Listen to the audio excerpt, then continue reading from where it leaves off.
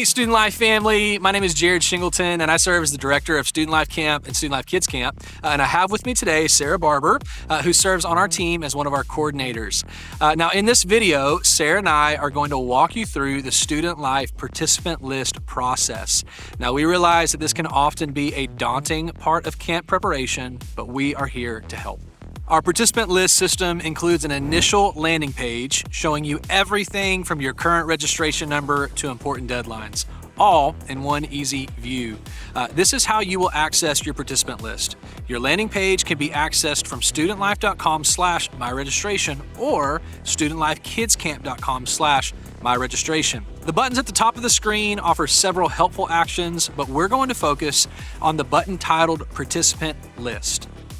The first section you'll see in your participant list is Waivers Ready. Here, you'll see the names of participants from your group that have submitted a waiver and release form, but are not officially on your list yet. This feature allows you to add people to camp simply by checking the box beside each name and choosing Add Selected. With this feature, you will still need to assign each participant to a life group number after you move them to your list, but their information like their name, grade, gender, and status will be moved for you. We highly recommend using this feature to add participants to your list. Since everyone attending camp must have a completed waiver, only adding a participant to your list once that waiver has been filled out is a really great way to double check that everyone in your group has completed their paperwork. This also prevents errors when filling out your list, like a misspelling or not knowing a participant's grade. Next, under Church Agreement and List Options, you can sign the church agreement once you have completed your participant list and take care of details like changing the email or phone number associated with your camp registration. This is also where you can tell us any ADA or handicap accessible needs to your week of camp.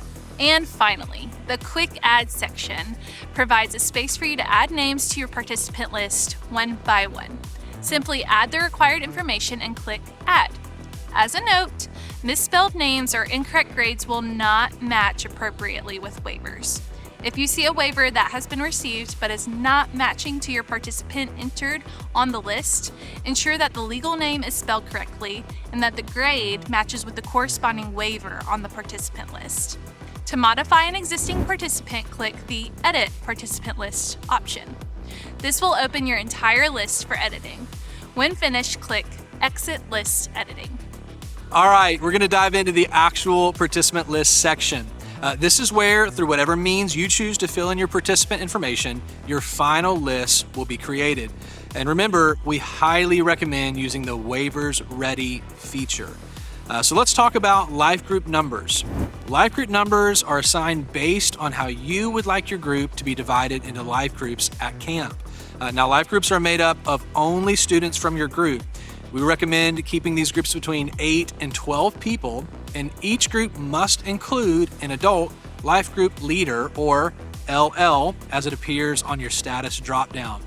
Life groups start with the number 1, and you may have as many life group numbers as needed for your group.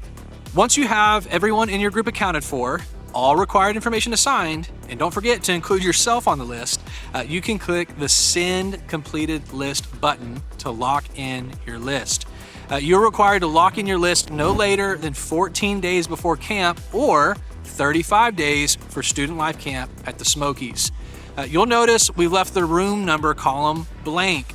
Room numbers are not needed until after your list has been submitted and you receive your housing blocks from your Student Life Housing Coordinator. Leave this column blank to submit your list. Sarah will talk more about this in just a moment. Now, we know changes can occur between locking your list and the first day of camp, so the Quick Add section will become a place to submit changes once your list has been locked. Remember, you can only add as space allows in your camp. Changes will be received by our team and will not be officially applied to your registration until we've approved them. All right, Sarah is going to explain how you will receive your housing information for camp. After the 14-day deadline has passed, your list should be submitted and our housing coordinators will begin working on your housing blocks. We cannot begin working on housing blocks until every list has been submitted, so please submit your list on time to prevent a delay.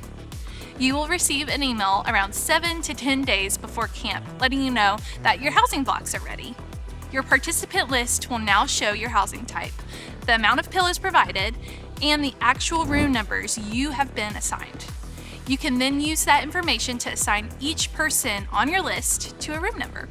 This column will remain open even after your list has been locked.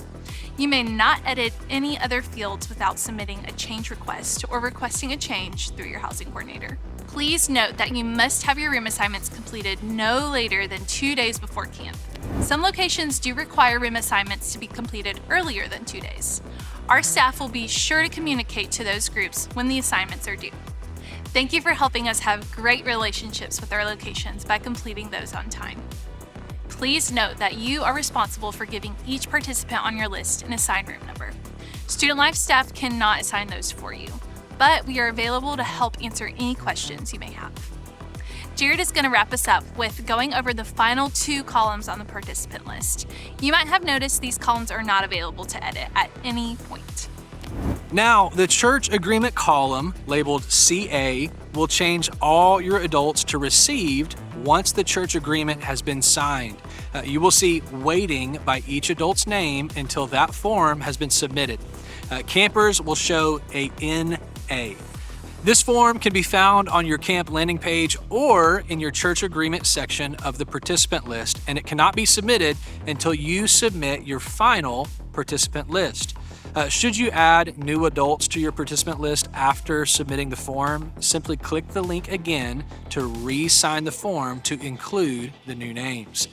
The waiver column lets you see who has submitted a waiver by showing received or waiting status. Please remember that if you add attendees to the list manually, the waivers that have been submitted will try to find matches based on the information manually typed by you, using legal names and grades. You can easily sort participants by who is still missing a waiver by clicking the arrows next to the word waiver. Our system will check for new waivers periodically and match any newly received waivers to a corresponding participant list even after lists have been locked. A waiver status may not change to received immediately upon submission, but give the system time and check back later to see the update. All right, guys, that's all we have for you right now.